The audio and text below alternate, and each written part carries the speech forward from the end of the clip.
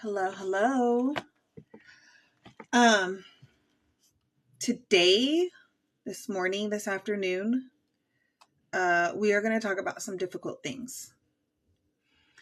And I know that it's going to be hard to hear some of these things because it was for me. It was hard for me to read them. But the truth is the truth. And today I want to give voice to the voiceless. I feel like I have to say this every time I do a video. I was not negatively impacted by this ministry. Nothing bad happened to me. That's not why I left. But I believe that we are to stand for truth and righteousness. We're to carry each other's burdens. We are to be people of light. And so during this video, I am going to share some things that people have given me permission to share. I am going to end it with some statements from Bakersfield from those who were a part of that ministry.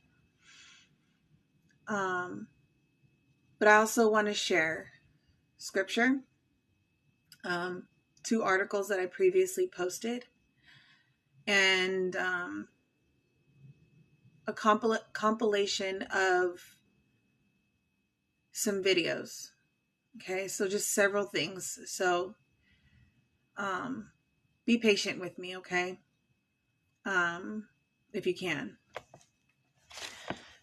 So the scripture I want to start with is Ephesians 5, chapter 5, verses 10 to 14. And try to learn in your experience what is pleasing to the Lord. Let your lives be constant proofs of what is most acceptable to Him. Take no part in and have no fellowship with fruitless deeds and enterprises of darkness, but instead let your lives be so in contrast as to expose and reprove and convict them. For it is a shame even to speak of or mention the things that such people practice in secret. But when anything is exposed and reproved by the light, it is made visible and clear. And where everything is visible and clear, there is light. Therefore he says, awake, O sleeper, and arise from the dead, and Christ shall shine. Make day dawn upon you and give you light.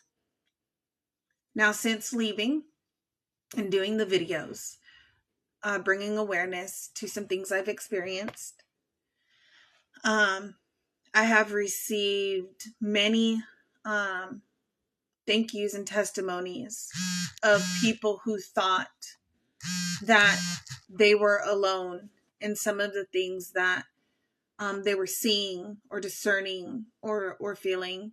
And I know right now there's just a time of mockery right now, that there is a control of information that is trying to be done. There have been some people that have called me, that have reached out to me in Messenger. And since requesting leadership, if they wanted to reach out to me via email, that would be the only way to reach out to me. No one has made contact with me or attempted to reach out to me via email. I did have one person who's still part of the church reach out to me and try to be concerned. And because she wasn't willing to answer my question I wanted to know why she was calling, even after I responded to her question, she became verbally aggressive with me. And I'm not somebody who tolerates that. And so I can just tell you guys, to be honest, it wasn't a pretty conversation. Actually, it wasn't a conversation at all. And so I want to share some video compilations, some audios. I'm going to start with this one.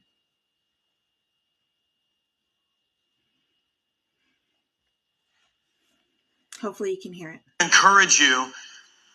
Your seat at the Breakers Conference is just as important as the stage, because your seat is a stage.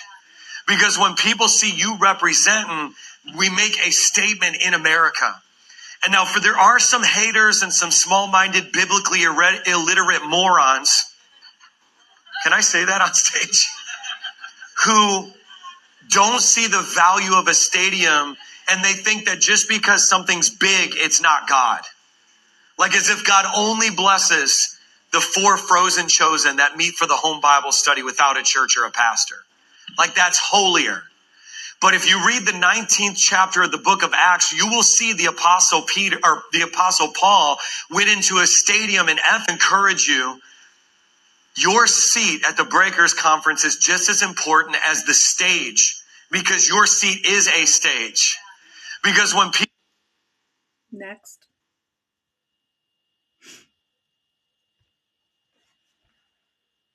$10 to go visit the Holy Spirit up in a stadium.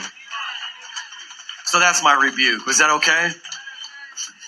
I feel like I have to do it because I love Isaiah Saldivar. Shout out if you're watching right now, Isaiah. He's my friend. We talk. Vlad Sofchuk, he hit me up this morning. We're talking. Pagani is down the street. Don't you guys love Amazing Church and Apostle Pagani and all them? I love all them. But I don't want the stadium filled with their people. I want it filled with our people. And the thing that, and listen, we love them, but this is our conference. And little quick history note, every stage of V1 Church, I've had to lead us apostolically through decisions that my own people resisted and didn't like. How many parents do we have here? $10 to go visit. Listen some more.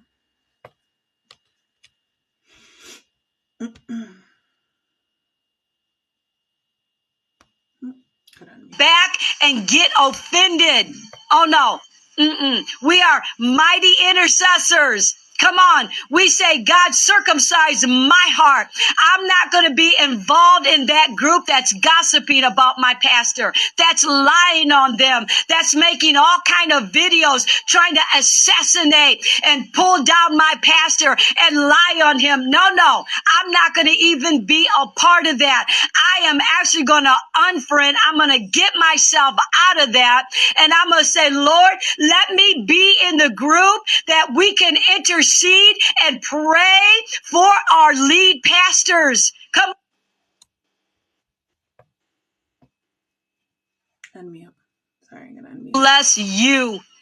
And you go tell people I said that. I don't care. It's the word. When we grumble about our pastors, when we gossip about our pastors, when we assassinate our pastors, when we lie on our pastors and walk in a spirit of deception toward our pastors, and we do these things in the closet, and then we bring it out in the open, listen, God's blessings will be stopped in your life. God clearly says in his word, touch not mine anointed.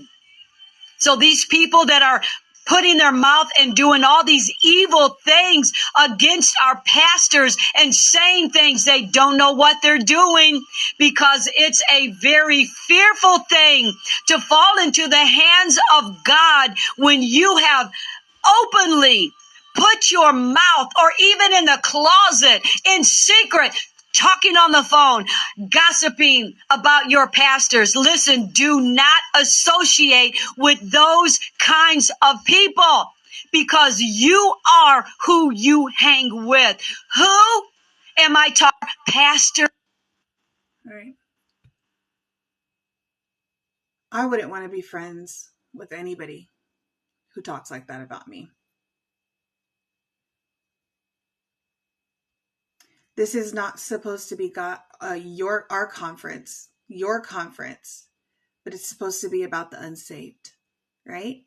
It's supposed to be an evangelism tool. It's supposed to be about God. It's supposed to be about Jesus. Why does it matter how many of your group or people are in there?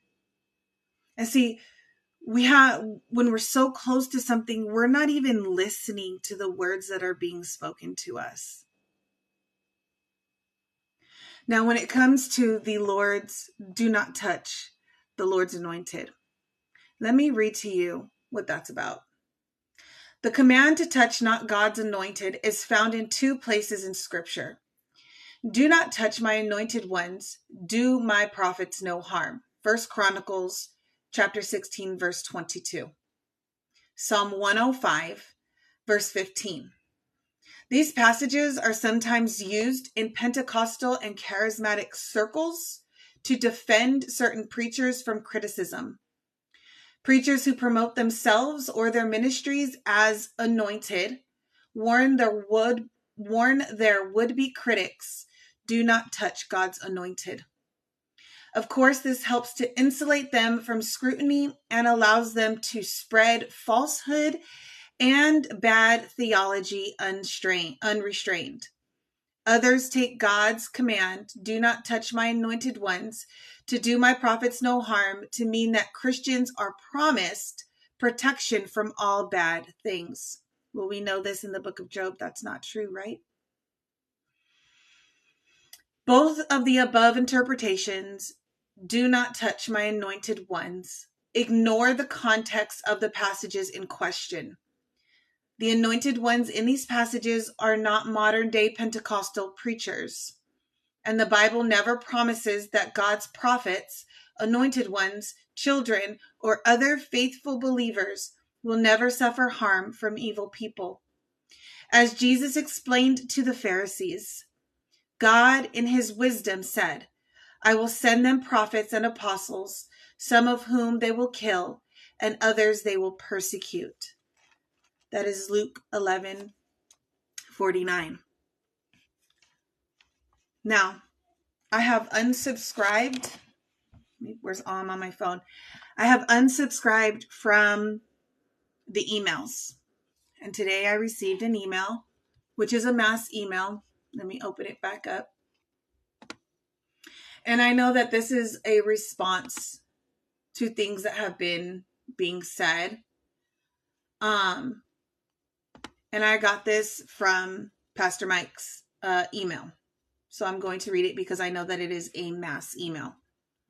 Cult or covering?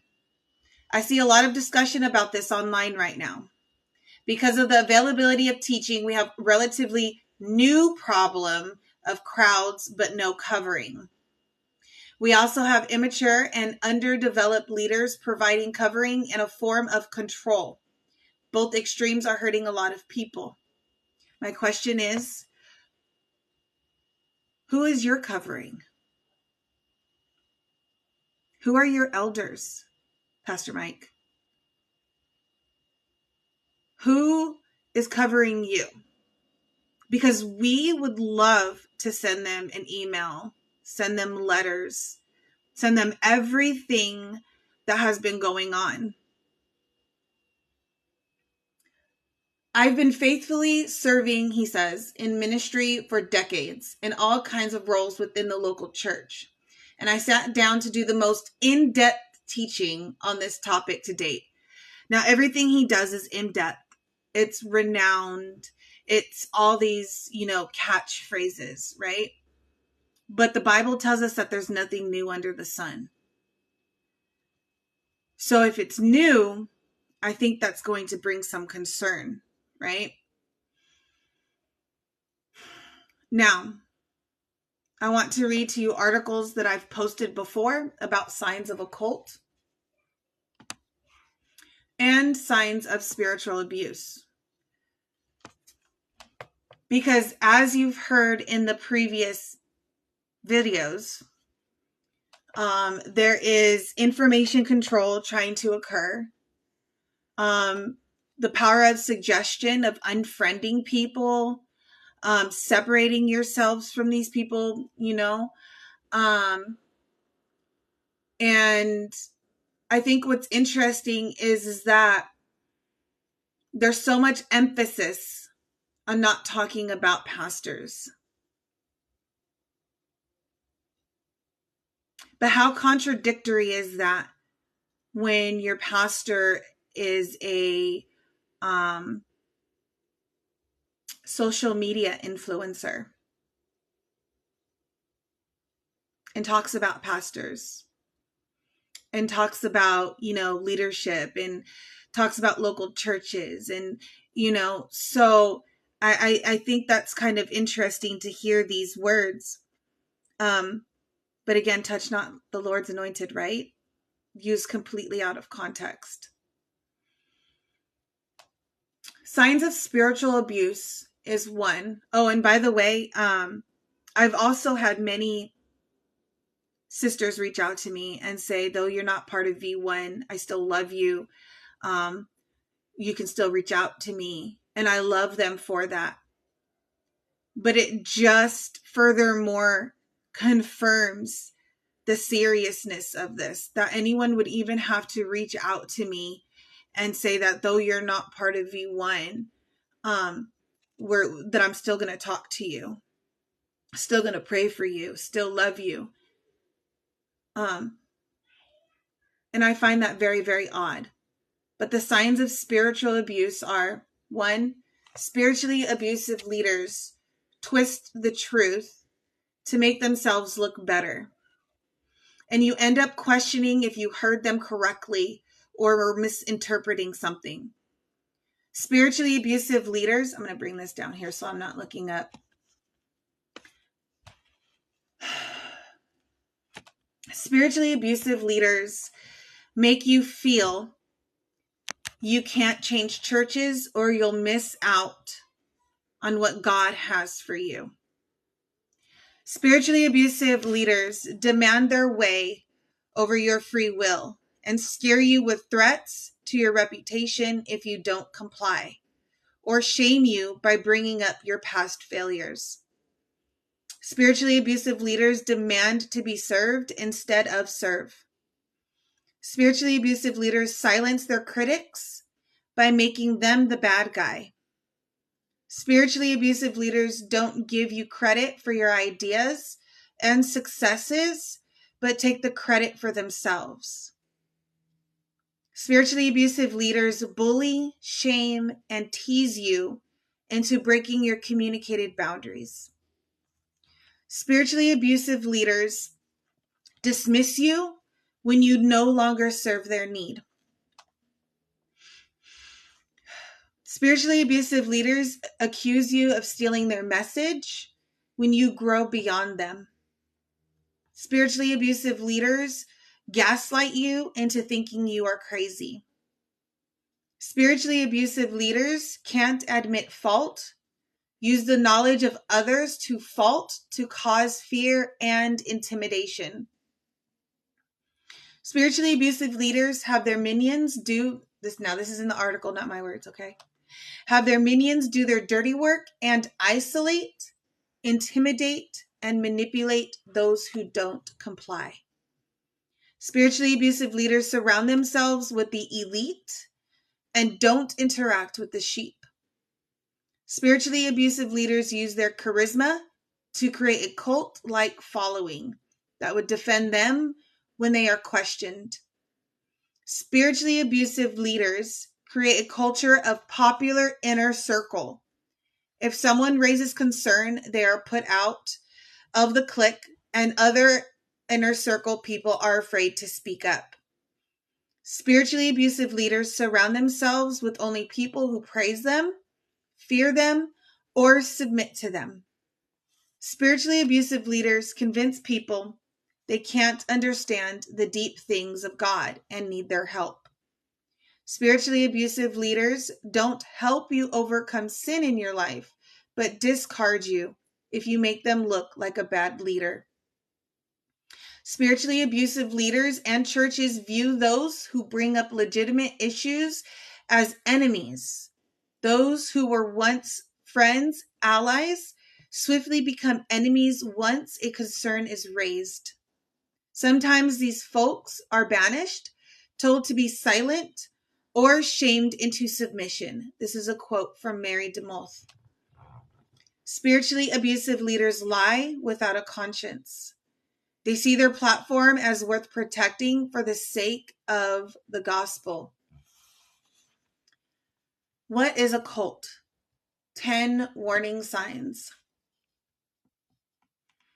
1. Absolute authoritarianism without accountability. 0 tolerance for criticism or questions. Lack of meaningful financial disclosure regarding budget. Unreasonable fears about the outside world that often involve evil, conspiracies, and persecutions. A belief that former followers are always wrong for leaving, and there is never a legitimate reason for anyone else to leave. Abuse of members. Records, books, articles, or programs documenting the abuses of the leader or group. Followers feeling they are never able to be good enough. A belief that the leader is right at all times. A belief that the leader is exclusive means of knowing truth or giving validation.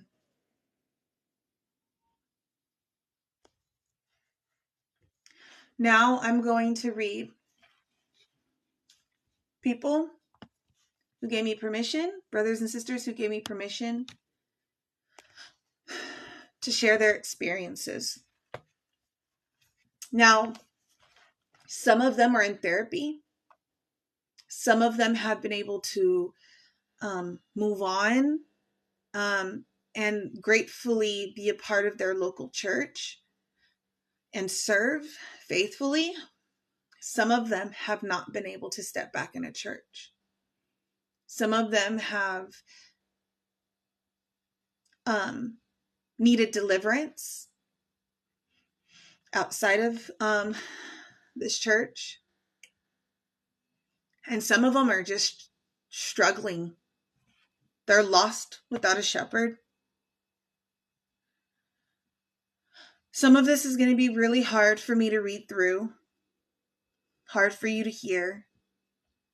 But no one can take their truth or their voice away. I'm going to start with the small one. It says, thanks for your bravery and sharing. I am a pastor at a church that's not V1, and I have had to do trauma therapy for my time at V1. The next one.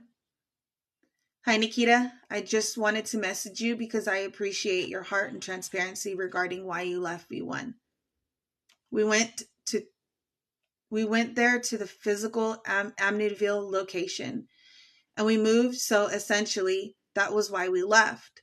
But we wanted to get out for a while. The things that happened, the stories I could tell. We needed help in our marriage. They did nothing. My kid was injured in V1 Kids. Nothing was done. The treatment and burnout of my husband, it's amazing he has stepped foot into another church. I am so proud and thankful that he spoke out. I felt abandoned for so long when PM changed his plan and said we are now global, so he could make money. Thank you again for being willing to share. Now there are some names that I have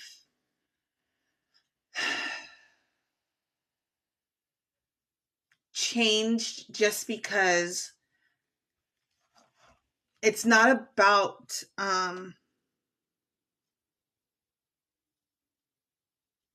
it's about giving a voice to what has happened. I'm going to pause because there's something that we need to understand, and I didn't know this either. But we were always directed to certain people. We didn't know about there being a board that we could even talk to them. We didn't know about elders that we could even talk to them. There was specific people that we were sent to talk to. And so some of the stories that have been told to me revolve around these specific people. And though the top has known a lot of the things that have gone on, there was a lot of pretending that they didn't know. And it caused a lot of issues, specifically for the Bakersfield location. And I'll share what was shared with me as well. But on to the next. Also, added to my healing as leaving. Emotionally has been so hard, and joining another church, not at all like V1, has been really challenging me. Thank you so much. This is real heart message, and it shows that you are an incredible person for Jesus.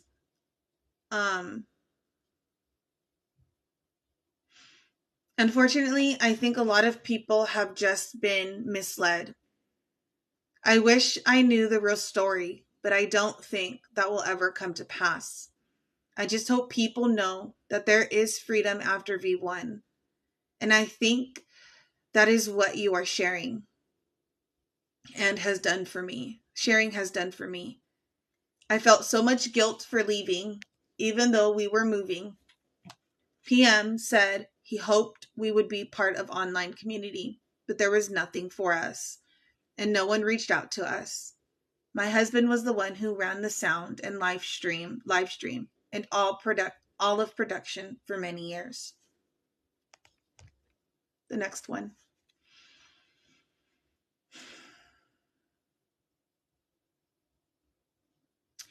I was wondering if you'd be open to talking to me, as I left V1 over a year ago, and have had no one to speak to.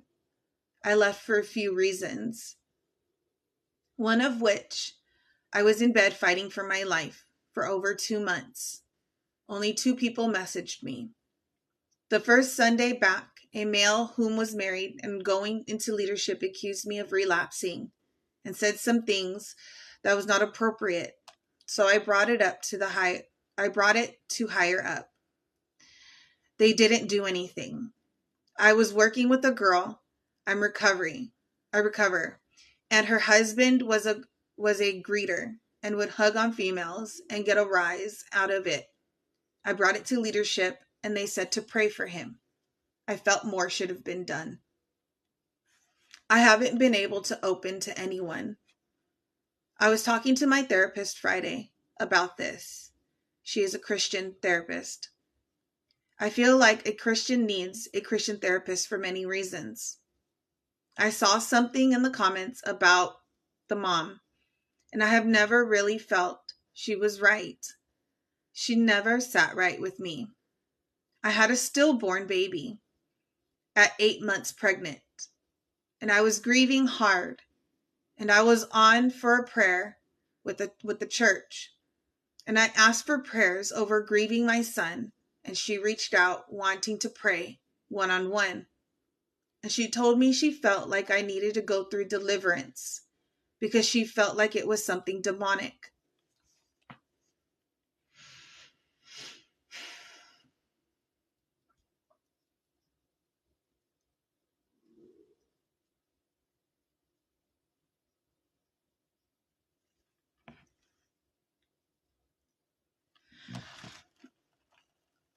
When I went to my leaders about it, including pastors who are no longer there, they all said that it was not correct and something was going to be said to M about it. The next one. Hey, I listened to your entire post about why you left V1. And I want to publicly respond, just not at this moment, but I wanted to let you know that I believe that what you did was from the Lord. You exposed the truth in the most respectful, honest, non-gossipy, non-maliciously, not a bunch of other negative ways. And this was something I felt led to do, but couldn't yet, because I'm still too sad and too angry. I too questioned Prophet. and the projection and was shut down. I also at one time was disciplined for not referring to a pastor as pastor, and I've questioned many other things. I questioned PM's relationship with Mark Driscoll.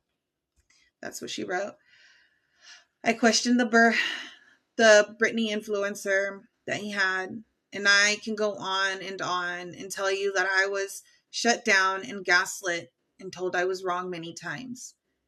But I knew I was right. For me, there was a time when V1 saved my life and became my home and my everything. And it was not something that I would easily let go of. However, not only do I feel that PM has fallen from his first love, but I also feel that many other pastors and leaders have too. And it has become a cult-like organization, and they are hurting many. I pray with you that the Lord will expose the lies and sins and the dysfunctions of V1 and bring them back to God's will, because this church and PM do have the potential to continue to make a positive difference in this lost and dying world. So I try not to be bitter, not gossip, and pray that they go back to the beginning with Jesus as their creator. I do, however, wonder if anyone has a recording of when PM humiliated Pastor Nat in a pastor's meeting. I'm so confused how not one pastor rebuked him, stopped him, or stuck up for her. They were all guilty, and as quickly as he turned on Pastor Nat and Pastor Patrick and made them his scapegoats, he could do it to them. Anyway, thank you for your boldness and for not blindly following a leader and for not just being a sheep. I always feel so alone because everyone else around me is so blind and questions nothing PM does. Another one. Hi, Nikita. Thank you for your video. It confirmed everything me and my husband were feeling about V1. We have also decided to leave. In fact, we made the decision this past Sunday. I honestly started to see things differently about the time M's documentary came out in the fall. I started to see cult-like behavior. I'm so glad you made your video. It was a meander of things, but one thing for sure that stood out was we did not feel the Holy Spirit moving there anymore. We started seeing more or less like cult-like behavior among the congregants, and also I used to serve on the camera team, and when pastor would come in town, I would be in the same proximity as he would not, and he would not ever really say hello or hi, thank you for serving, nothing. And I started thinking, why am I serving in a church where a pastor doesn't even know my name? Our discernment started kicking in when M was promoting his documentary. It seemed to be more about him. Next. Hi, Nikita. I don't know if you know me. I can't recall if we met. I want to thank you for your courage for posting about what happened at V1. I had been a member there for several years. In the last few, there's been a shift, not a good one. I refrained from speaking about it, not wanting to be accused of gossiping or causing strife in the church. I left because I was hurting, and I would feel worse after service than ever before I walked in. I left V1 earlier this year. Not one leader noticed or reached out to me. I was there at the beginning. I served load in and load out in admin. Not one call. That is not community or care. You presented in such a way that was constructive, shining a light on the issues. Thank you for bravely speaking the truth. Thank you for making me feel not alone, for confirming that I made the right decision, as hard as it was. I share these because many people feel that they were alone, that they were silenced, that there was no one that they could turn to. And now they can see they truly aren't alone. I'm going into testimony of Bakersfield now. Now, I know that there was a comment about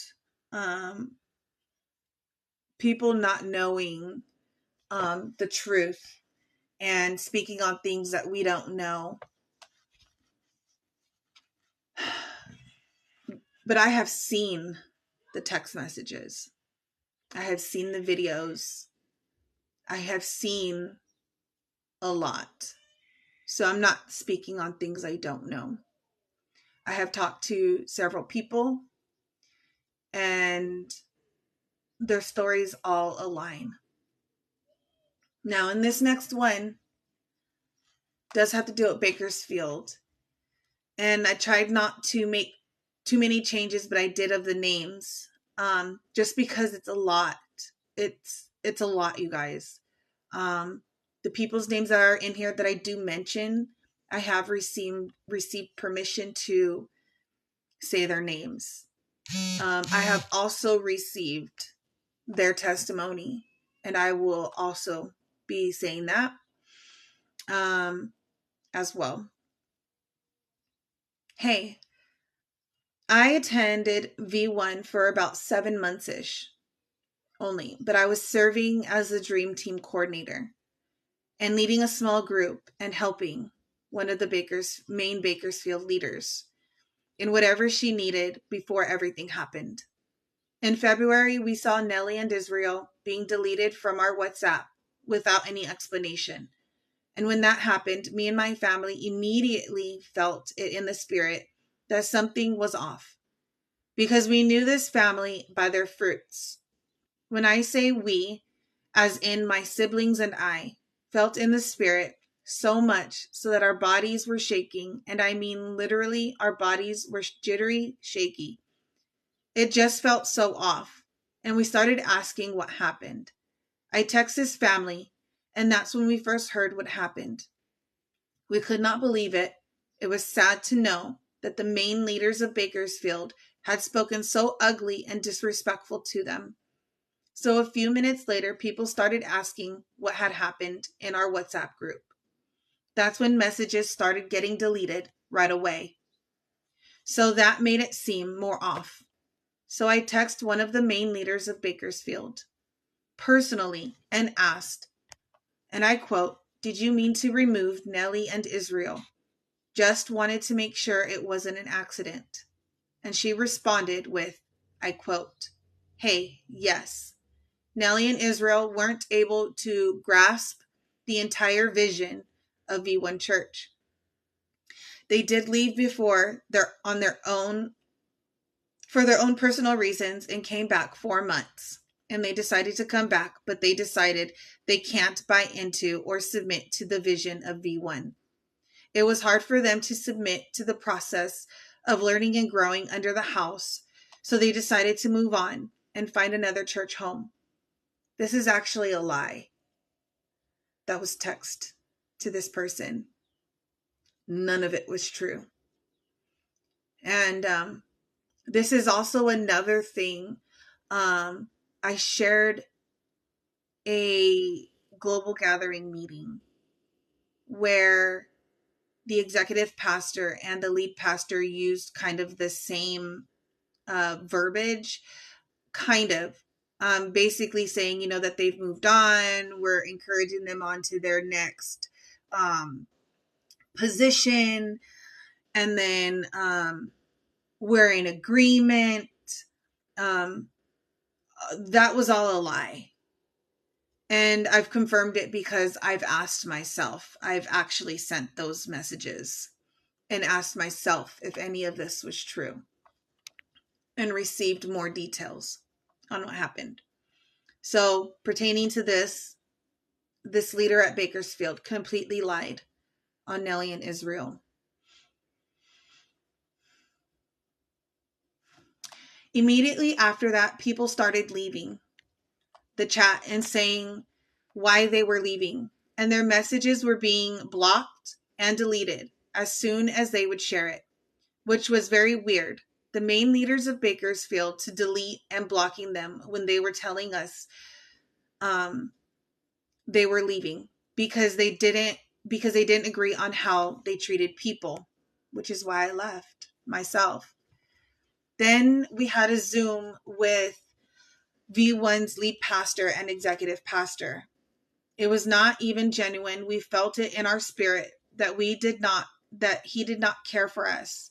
He just cared for his image. In that almost 3-hour Zoom, there was so much lying from the lead pastor. He had no accountability. He kept blaming other leaders when we all knew everything flows from the top, which is him. I felt like he was trying to brush us off, and he thought we didn't know what was really going on. It was really sad how he really shut down the church instead of coming down to Bakersfield to have a meeting in person. I mean, what pastor wouldn't meet their sheep when he knows that all his sheep left besides like 4 people at once? What kind of pastor just shuts it all down before fully knowing what all had went down? Meaning him shutting it down before we even had that Zoom. He said he couldn't come down to Bakersfield that weekend because he was leaving right after that LA event in Singapore, which he did not. He left until Monday. And he had arrived days earlier in LA. He had time, but he just chose not to prioritize the hub. And then how Pastor E spoke to this family was horrible. No pastor or no leader should ever talk down to anyone the way he did. It didn't matter if he only knew the main leader of Bakersfield side of the story or both sides. Who tells someone they are like cancer and a Pharisee just because they decided to speak out on these leaders working at a gentleman's private club? How the other leader was still cussing. How they had seen liquor bottles in the closet where the kids would have Sunday class. How bad they were being treated and talked to. The lead pastor even lied to us on that Zoom, talking about he didn't even know or trust the main leaders of Bakersfield like that. So how do you first of all put someone as leaders if you don't know them like that? 2, who would put someone as their armor bearer to protect their life if you don't know or trust them like that? Makes no sense. 3, he said he never put them as pastors, when there is a message stating in fact he did about weeks before the Zoom. February 9th, to be exact. Why lie? To this day, not once have any of us received a "how are you?" Nothing. How do you just abandon people you used to sheep? And then still go behind our backs and talk crap about us, calling us, V1 Bakersfield, a bunch of Mexicans teaming up, and saying because of his wisdom, he was able to stop an atomic bomb from going off. If it wasn't for Nellie and Israel, he would have never clearly knew what was truly going on. But he was right on something. And that is us being a bunch of Mexicans having each other's backs for the righteous things of the Lord. And on us being an atomic bomb, but in fact, we are a righteous atomic bomb. No, he did not stop anything because we are speaking out. So that is why I left.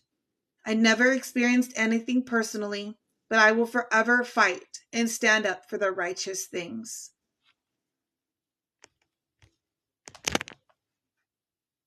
She provided a text message from the leaders to prove what she said. And the text message says, "Hey, yes, Nellie and Israel weren't able to grasp the entire vision of V1 Church. They did leave before their own personal reasons and came back 4 months, and they decided to come back. But they've decided that they can't buy into or submit to the vision. It was hard for them to submit to the process. To the process of learning and growing under this house. So they've decided to move on and find another church home." And then this person responded, my heart breaks and breaks me and my family, and I feel a heaviness that came over our spirit. Something just doesn't feel right. We are praying over them and our church. So you guys have to understand that these people loved V1. They did buy every testimony that I just read right now. They bought into the vision. They wanted to submit. They wanted accountability. But the moment something was off, the moment they started asking questions, the moment they started sharing their concern, was when they became blocked and silenced.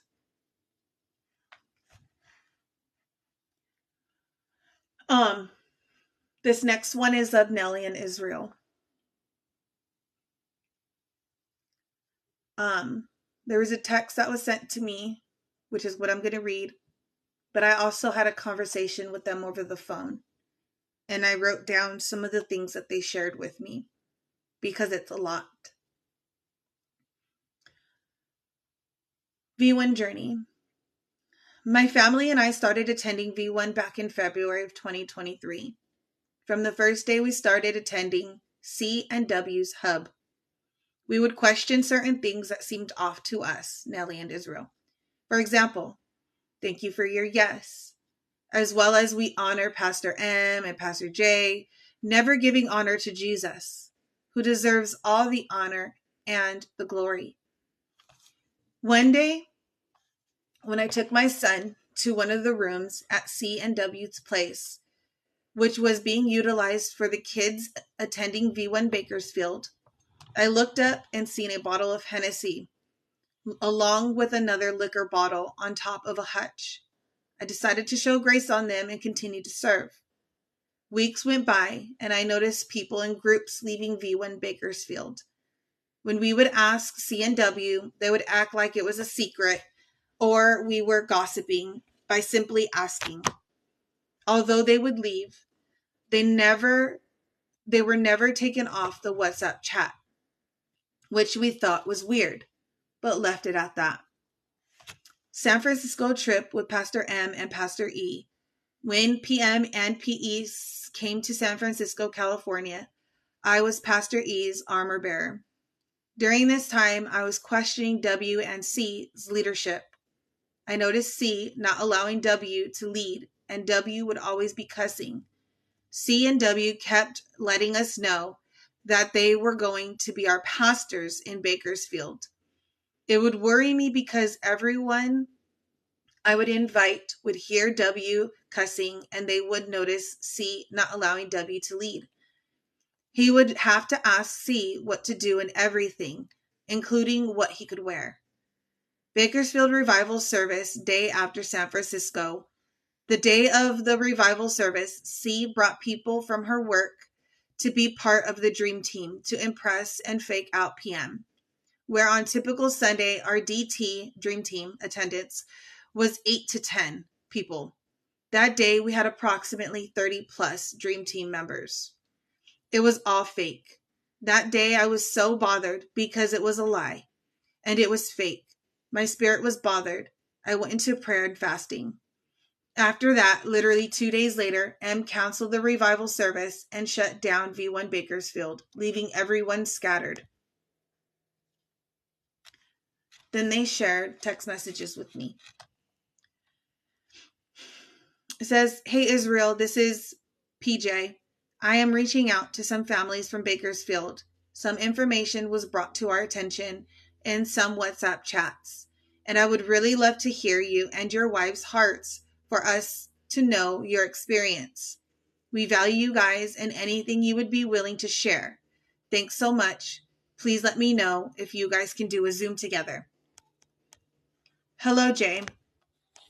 Pastor Jay. I thought some things were over. My wife and I are willing to talk and share the experiences that we've had at V1 under C&W's leadership. However, under one condition, we ask that Pastor M, Jay, and yourself be present for the Zoom meeting. We ask this because they were our lead pastors. And we've been constantly told on behalf of PM and PJ, so we want to speak with them directly via Zoom. We feel like we've been mistreated by PE, so we ask that he does not attend the Zoom meeting. We would like to give our side of the story without feeling manipulated or our character being attacked. Even though we feel hurt, we will not be disrespectful in any way. We will honor Christ and respect everyone attending the Zoom meeting. I understand Pastor M is busy, but so are we. Our time is equally as valuable as everyone else's. And we aren't just able to have a conversation with him, especially regarding a matter as serious as this. Their response: thank you for reaching out, and we appreciate your willingness to have a conversation. I understand your request to have PM present. However, due to his busy schedule, he won't be able to attend the Zoom. I assure you that I will be there to listen to your concerns and address the matters at hand. I want to hear from as many people over the next day, and PM is unable to be in these with his schedule. We value your perspective and want to ensure a constructive and respectful dialogue. Please let me know a time that works for you. So I believe with these messages, there was some gleaming of hope, right? That there would be some resolution. Now, these text messages are before the Zoom audio that I shared with you guys on previous lives. And we know how that went. So when I spoke with Israel and Nellie over the phone, I'm just going to share with you some of the notes to give greater perspective on what they experienced. So as we see that PM, the lead pastor, the executive pastor, the theologian of the house, the leaders of the Bakersfield, everyone is aware of what's going on. So per them, they said PM pretended to not know anything going on. Mentioned Pastor P. He mentioned to Pastor P about an email that he received from Israel. The first time they left, they wanted Pastor P's blessing to leave. Then 90% of Bakersfield left. Pastor P reached out to ask what really happened. Then Pastor J attended a Zoom meeting and was a witness to what was said about the mistreatment, alcohol, and random volunteers at the revival that did not go through growth track. Pastor M was warned through Josh about the vision given by Nellie and Israel. They had gotten a vision about a vision that they had received about V1 and everything that was going on. And so that's what they were referring to. In January, February of 2014, people were leaving upset, not knowing what's going on. Israel shared a concern about CNW becoming pastors. Now, in one of the audios that I shared with, I believe you could hear the pastor talking about that he didn't know these people. But I can confirm with you that these people were a part of V1 College. C was there for 2 years. W was there for probably the 1 year. Their home was the main Bakersfield location, and then they grew to about 50 to 60 people. And so they became an actual hub. And from my understanding, at one point, W was an armor bearer for lead pastor when he was in town for services. So this brought a little bit of confusion to them because they were like, well, how do you not know CNW when they have been playing these roles? And why would you put them in a leadership position if you didn't know them? So it's just a lot of inconsistencies. And all this time, they're still wanting to be honorable. They're still wanting to be, respectful Nelly and Israel. And not wanting to be bitter, not wanting to, they really felt like there was something wrong with them. And share later that Israel ends up getting like really sick because of all the stress, the overwhelming stress. But anyways, so they ended up having dinner with C and W, and C told them that W was a wet bar guy at the gentleman's club where C worked at. And so this was told to the pastors that were covering Bakersfield. So, and those pastors would end up bringing their concerns about that up the chain. And so yeah, so they would bring it up, the chain of command or whatever. So Nellie find out that C's father is sick or whatnot, and so she decides to make a soup for him. And so they called W and they asked for Nellie to be able to take the soup over to C. And they are given this address by W, and they go to this building. This building has a locked door. You have to put a code in. And when they knock on the door, a scantily clad woman comes out. And they ask for C because they thought they were in the wrong place, because they had an understanding that she had a different kind of job. And so C ends up coming to the door and hands gets the soup. They end up doing some background research into this specific location, and they find that it's a place for high rollers.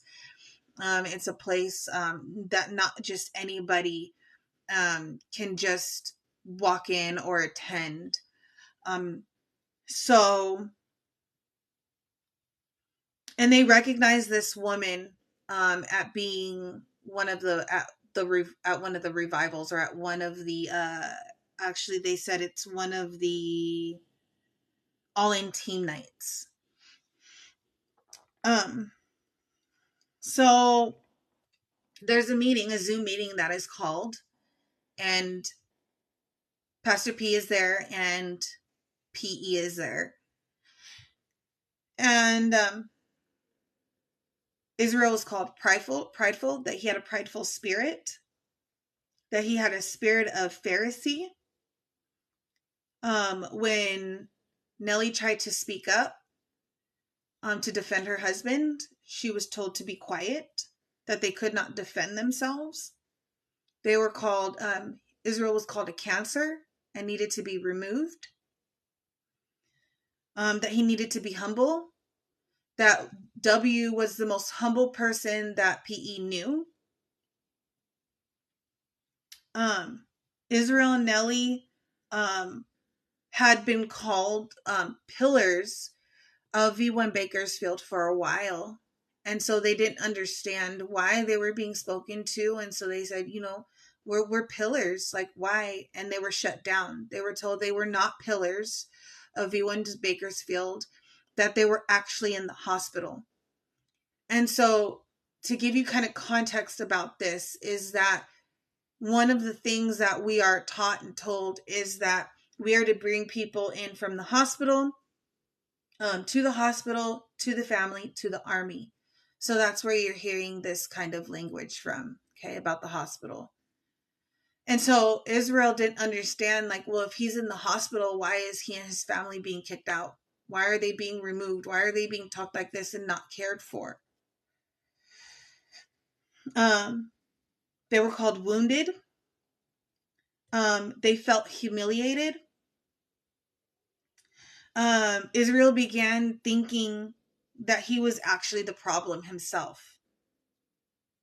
He was told to seek guidance and forgiveness from W and C, and to take them out and spend money on them.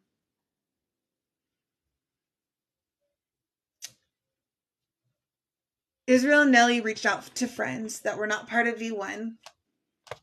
And I believe, if I remember correctly, they're pastors. And they told him everything that was going on. And I believe at this time, this is when they realized about the spiritual abuse that was happening.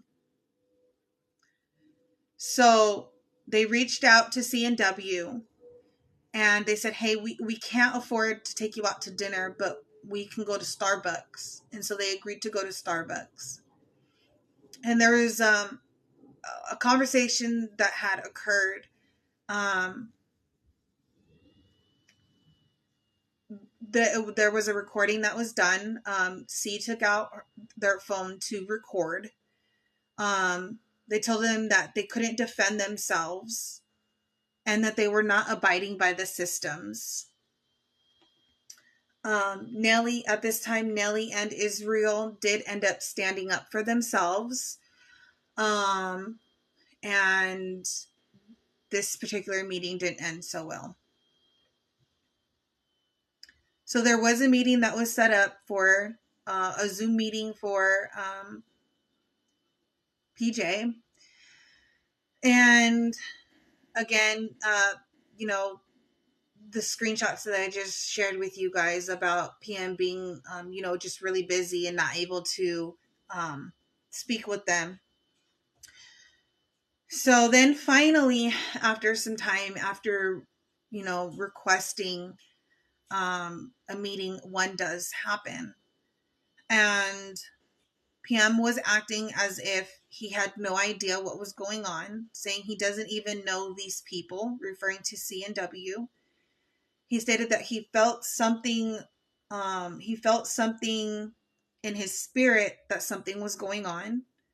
But he said that none of the leaders were telling him what was going on.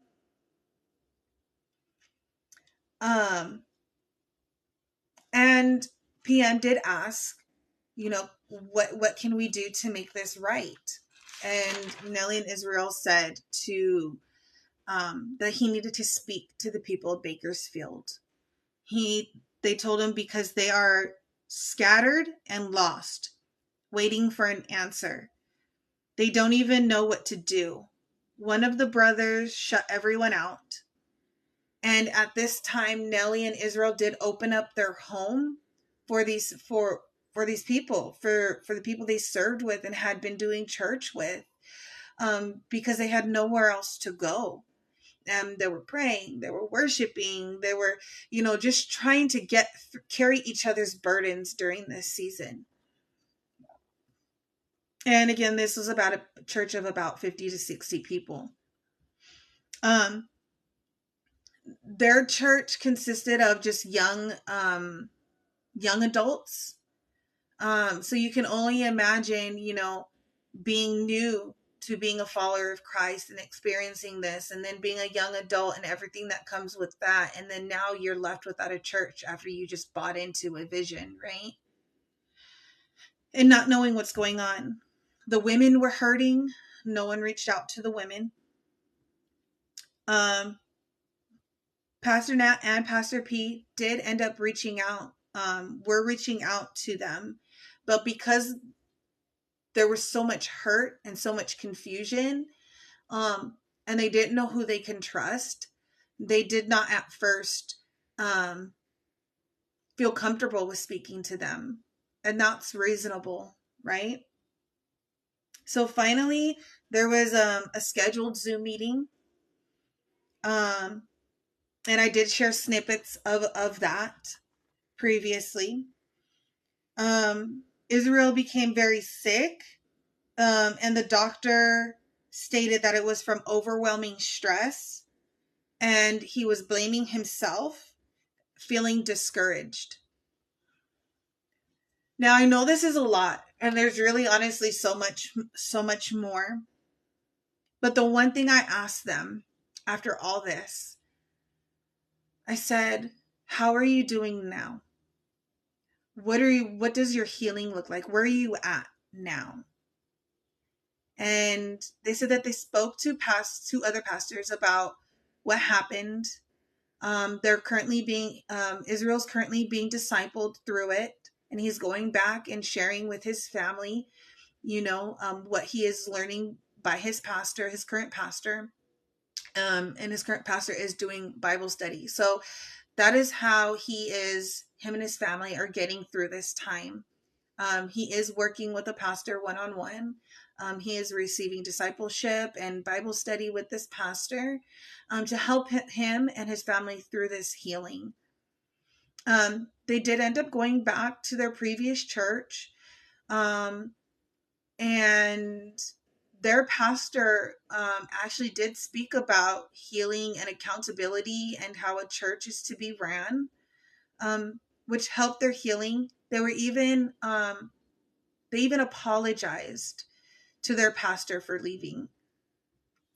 One of the things that we talked about was this big thing about local churches doing it wrong. So they felt they were led to believe that their local churches were doing it all wrong and V1 was doing it all right. And I can relate to that. And so I myself want to publicly apologize to my local churches here in my area for buying into that lie. And although there are some questionable things, right? There are some really good churches out there, local churches. And I can tell you that the one thing recently, the rhetoric that's happening is, get connected to a local church, be a part of the local church. And the one thing that always kind of confused me is that for those of us who are part of the global community, the global is our quote unquote local church because we're not rooted in a local church in our area. And so it really brought questions to like, you're talking so poorly about, us watching teachings on YouTube and all this other stuff, but that's how we're receiving church online. And so it really had me questioning, and even them, the local church, the local body. And so I want to encourage you too, if you need a church, find a local church.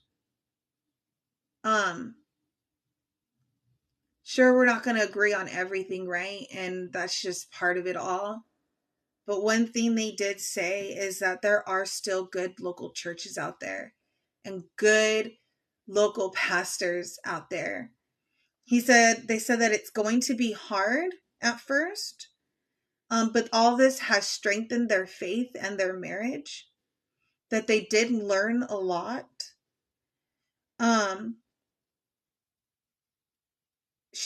Nellie said that she wrote down what she wanted in a church, and she was able to check off all the boxes of the current church that she was at. And she said all along it was right in front of our faces. She said that God will guide you. She said there are local churches that are healthy. Continue to seek Jesus, forgive them for their ignorance, and place your trust in Jesus. One of the things that we also talked about was some catchphrases. They said, run away from when they say new. God is the same yesterday, today, and forevermore. There's nothing new under the sun, right?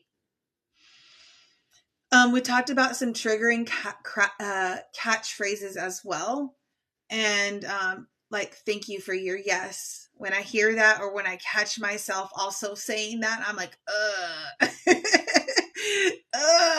that just doesn't feel right anymore, right? Another word is elevate. They use this word a lot, to elevate. If you're not going to be here, then somebody else will get elevated in your place. Honor, even though honor is a good word, right? How it was used, it was misused. Even then, like when we go to say like, I honor you, like it kind of, does something within us to go, but these catchphrases aren't bad, right? We should thank people, right, for the things that they do. We should give honor. We should talk about elevation, but we should give all honor and praise and glory to the Lord, right? It is the Lord who elevates us, not man, right? And when it comes to thank you for your yes, Lord, thank you for giving us the opportunity to be able to serve in our communities. Thank you for the opportunity, Lord, to for us to be discipled by you, by your Holy Spirit who guides us into all truth, right? I don't know what that was about. But there is healing and hope after V1. I know this isn't popular, but I have no anger. I have no hatred. I have none of that in my heart for this. And like many of the other testimonies that I read, God can humble us, right? When we take our eyes and take our eyes off of him and give glory to ourselves when all glory should be going to him. There can be a turnaround. They can make a great impact, right? And showing the true Jesus, right? But there has to be many changes. And it has to start from the top all the way down. The people that are being placed as pastors, they're not fit. They're not going through the proper processes. And that is what's causing hurt. If you have accountability and you have elders, share it to the public. So that way, those who were hurt, those who are still struggling, those who want to know, can reach out to the board, can reach out to these elders and give this information, share this if you truly want to be accountable. But don't silence people. Don't shut them up. Don't demonize them. Because this is the thing. You're administering deliverance to people you're also hurting. And so my prayer is that there's continued healing for those who have shared their testimony. And I want to thank those who did, because that requires boldness. But it's time to get back to your first love. It's time to stop promoting self. It's time to stop promoting your books, your movies, and start promoting Jesus and Jesus alone. Because you see what you can do by promoting self, but see how greater you can do when you just promote Jesus. So I'm going to leave it right there. And if you're watching the replay and you have a testimony that you want to share, put it in the comments, because people need to know they're not alone in what they see, what they discerned, what they heard. And it's time to take pastors and leaders, hold them accountable. Because this is the thing. How do you fix something that you don't know is broken? All right. Yes, watch from the beginning so that way you know everything in full context. All right. Bye, guys.